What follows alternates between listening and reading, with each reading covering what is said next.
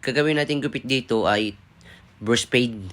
Okay yan. So, hindi na natin ginamitan ng iba pang guide or ano, nilagyan na lang natin ng guideline. Pagkatapos natin lagyan ng guideline, natin ginamitan dyan ng number 1 na guide. Kumuha tayo ng number 1 na guide para tanggalin natin yung kantuhan.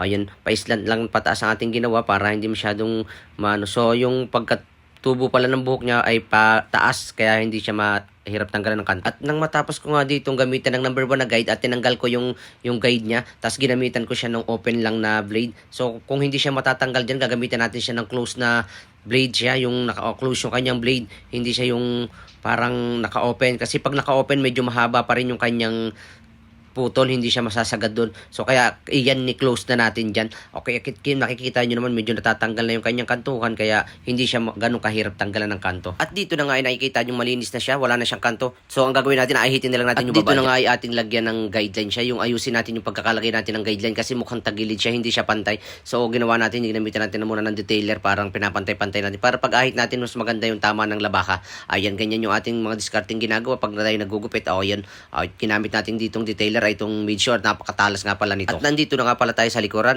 Sabi nga pala niya, ang gusto niya ay naka-V-shape yung likodan niya. At ito ating gagawin ng naka-V-shape siya. Ating ginamit ulit dito yung detailer. Lagyan muna natin siya ng linyada para pag-aahit natin ay hindi siya masyadong mataas or mapababa yung kanya. Ay para pantay na pantay, kaya ginagamitan natin siya ng detailer. O yan, kita nyo naman. At nandito na nga tayo sa kanyang harapan sa may noo. So ang sabi niya nga pala, lagyan ko na lang daw ng hairline para mas mapantay daw at mas malinis tingnan yung kanyang harapan. Kaya ang ginawa ko, nilagyan ko muna siya ng linya. Yung ganung proseso ulit yung kanyang aking ginamit yan. Kaya eto, nilagyan na natin. O yan. Sabi niya, bago ko ahitan ng blade, lagyan ko daw muna ng linya. So yan, at ating nilagyan na muna siya ng linya bago natin ahitan. At eto na nga, ginamitan na natin ng labahan na mas matanda pa sa ating lolo yan. Labahan na yan. At dito na nga ay matatapos na itong gupitan. At napakabilis lang naman pala ng kanyang gupit. Napakadali lang naman. Simple lang naman. At eto nga ang pinakamasaklap dito. Yung akala mong tapos na, pero mapabawasan na pala yung taas. At ito na nga mga kabarbero, binawasan na natin siya. Ang ginamit na nga pala nating guide dyan ay yung number 2 na guide. So mga kabarbero, mga nangyari na ba sa inyo itong gantong